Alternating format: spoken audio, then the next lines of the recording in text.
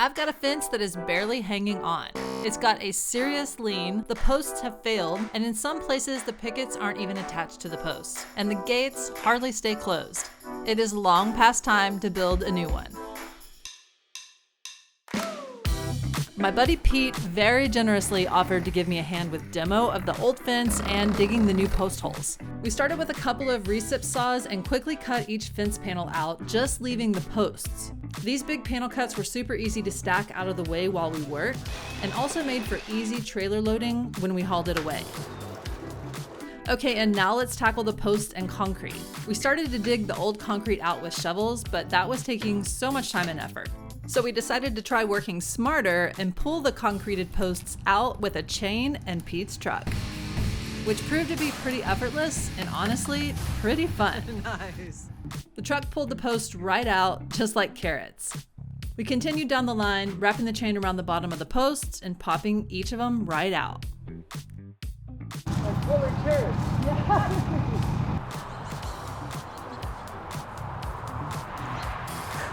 That's crazy. That didn't take any time at all. Demo was so fast, just the two of us took out the whole fence and had it loaded for the dump in about 3 hours. Not bad for a few hours. Okay, now we need to dig some new holes for the new posts. We first ran a string line to line out where we need to dig the holes. We recently tried a small auger on Pete's fence and it sucked. So for this project, we leveled up and we rented this one-man hydraulic auger called an earth drill. It's easy to handle, digs fast, it has forward and reverse, accepts different auger lengths, and it's easy to get to your project because it's towable behind your vehicle. I'm wanting my posts 6 feet apart, so that's how far apart we set the holes. And by the way, always call before you dig and get your utilities marked. You definitely don't want to hit any electrical or gas lines. That's a bad day. Okay, now let's set the posts. I added a couple of inches of small rocks to the bottom of each hole to help with drainage and keep the bottoms of the posts away from moisture. If your posts aren't set in a straight line, your fence will never be straight, so a string line is important as you set the posts. I set stakes at the end of my run, and then I ran a tight string from the start to the end. The string is offset so I don't bump and alter the line as I work. This is a section of post that I cut when I demoed the old fence. That on the top is where I cut it off. This part right here is where the ground line was, and the rest of this is where the the post was in concrete. But the only rot happening is right here at the ground line. It's super interesting. When I pulled this out, the concrete broke off so I could really inspect it.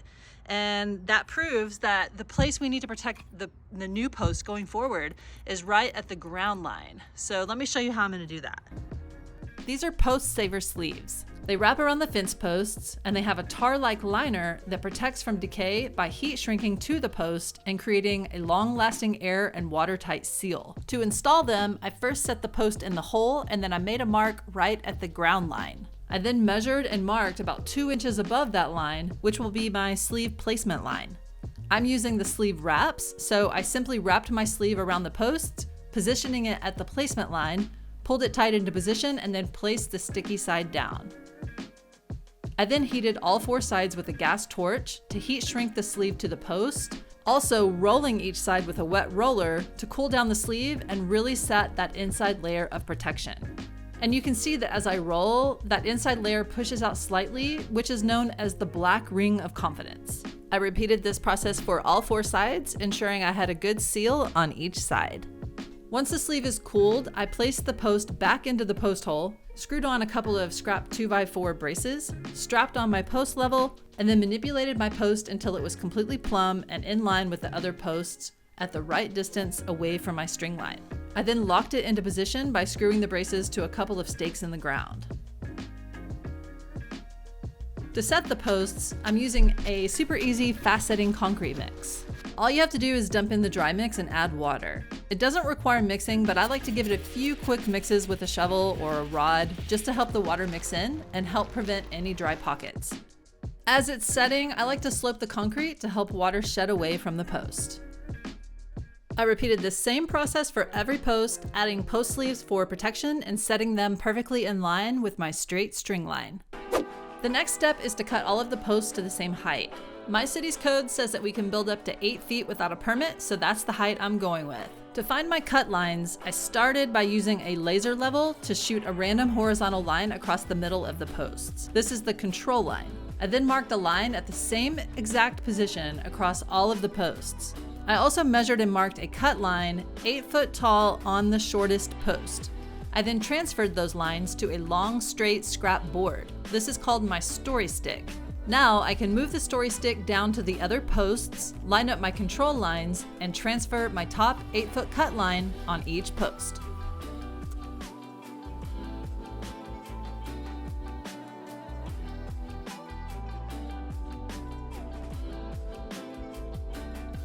To make the cuts, I made 2 simple horizontal cuts with a circular saw on all of the posts, and now they're all exactly the same height all the way down the line. Okay, let's start building. I'm adding horizontal rails between every post to tie together the fence and add strength. For this, I marked level lines across the bottom of the posts, and then I hammered on these galvanized fence rail brackets. These are attached to the inside of every post, flush with the front face. I measured the distance between each bracket, cut a treated 2x4 to the length, and then slid the rail into place, secured with galvanized screws. The top also gets brackets, but the rails on top will be twice as long. On every other post, I cut out a shoulder the size of a 2x4. Then, on each post next to the shoulder, I attached rail brackets just like below. Now I can tie in 3 posts together with one 12-foot rail, which will help to keep things straight and strong. This top rail slides right into the brackets, secured with screws from the back side. And then 2 screws through the face into the middle post ties it all together. I repeated this for every bay, and the frame is now taking shape.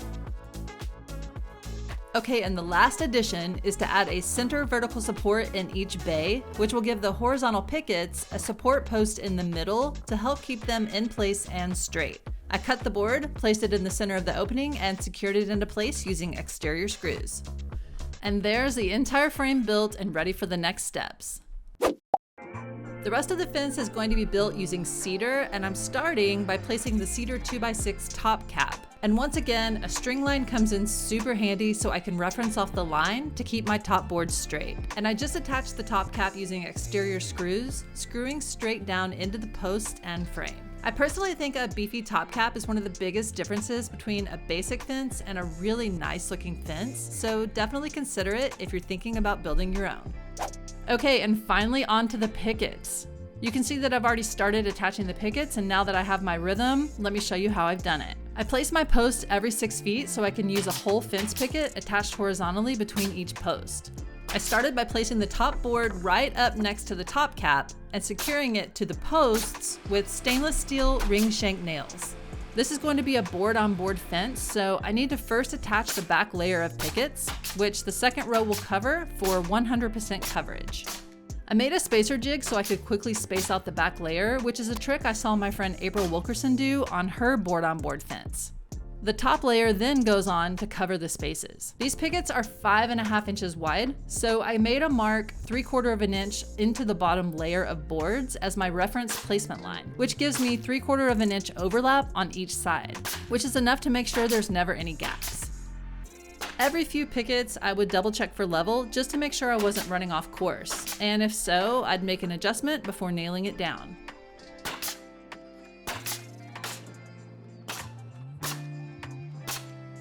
After all the pickets were up, I'd go back and secure them to the middle vertical support board using exterior trim head screws. These fasteners in the middle won't get covered up with trim, so I wanted something that had a minimal appearance. I only screwed in the top layer of boards because the bottom layer is held in place by the top. Once I made it down to a corner, I notched out one side of the top board to fit around the top rail of the intersecting side. I placed the whole bottom layer run just like normal, and then the very bottom board will also notch out for the intersecting rail. I then attached an extra vertical board on the corner so the new intersecting layer of pickets has an attachment point. This top picket can get nailed onto the top rail, but then the following pickets will get nailed onto this new vertical board. The top layer of boards are added just like normal. And there you go. I think the corner came out super clean. All of the pickets are now up, so let's close in this fence by building a gate. I want to make sure this gate never sags, so I'm gonna try an anti-sag gate kit for the frame. It comes with 4 heavy-duty metal brackets with welded-on hinges. I started by measuring my gate's opening. I then cut a treated 2x4 into the 4 links that I needed and then screwed the brackets to the parts, very easily creating the gate frame. The kit includes all of the screws needed, but I felt like they could be stronger, so I actually switched mine out for beefier screws with a Torx head. I then set the frame into place, held up with scraps and clamps to get it up to the necessary height, and then I screwed the hinges to the 4x4 post, only using a couple of screws at first. Once I ensured that the gate was moving with the correct clearance, it was swinging fine, everything looked good, I installed the rest of the hinge screws.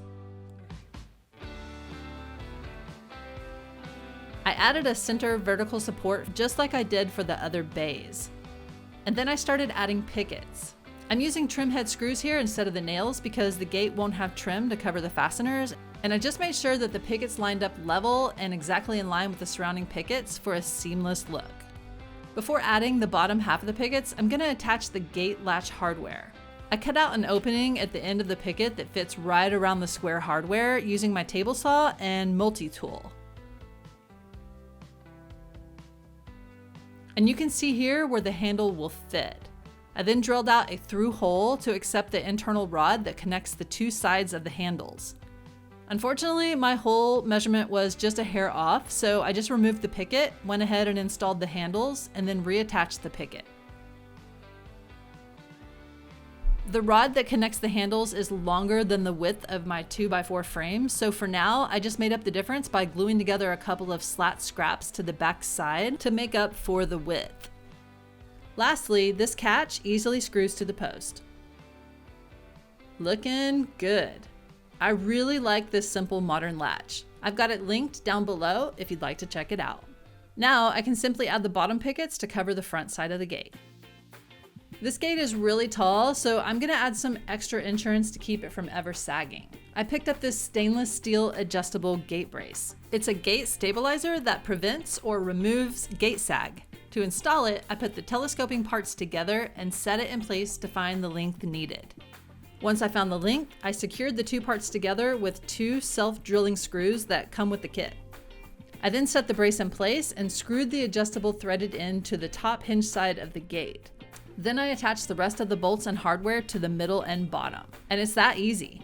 This should stabilize the gate, but if I ever do get any sag, I can adjust the top bolts to easily raise up the gate.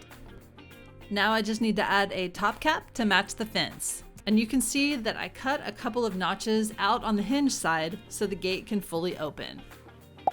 The last step is to add the trim, which is exciting because this trim covers the seams and really completes the design. The trim is 1x4 cedar, screwed in place with trim head screws over the seams. It's very important to take the time here and make sure the trim boards are plumb. Okay, the fence is built.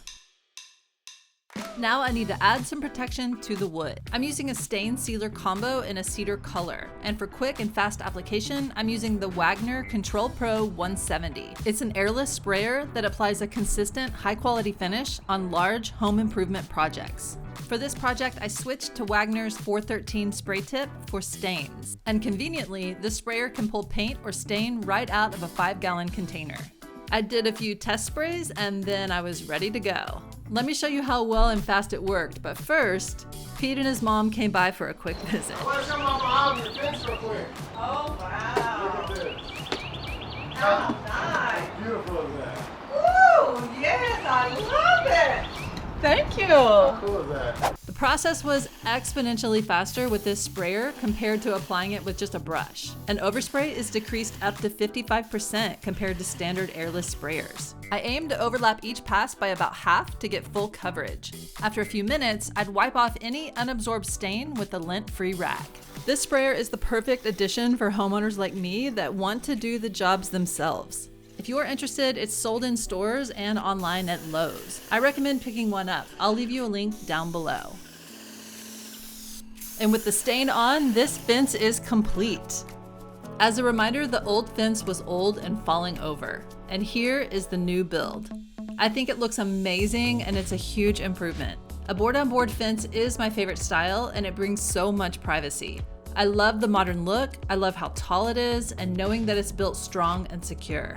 We now have functioning gates that don't sag, they latch and they lock, and I'm really happy with how well they blend in with the fence. The warmth the cedar and the stain now bring to the backyard is a very welcome change. And now that spring is here and everything is turning green, the fence is even more gorgeous. Let's talk about the cost breakdown of this project. The posts and 2x4s were $1,050. The pickets were $1,950. The trim and top cap was $1,100. The concrete was $580. The hardware, including nails, screws, and brackets, was $370. I actually built 2 gates and they totaled $350. The stain was $475. The post saver sleeves were $300. The auger rental was $300. And the dump charge for the old fence was $180. And that comes to just under $6,700 for the grand total of this build. The quote I got for this whole project and full property fence line from a local company was $18,700. Doing this myself gives me a huge savings of about $12,000. By the way, my friend April also has a build video for this style of fence. Check it out for some great additional information and inspiration. As always, thank you so much for watching and I'll see you on the next one.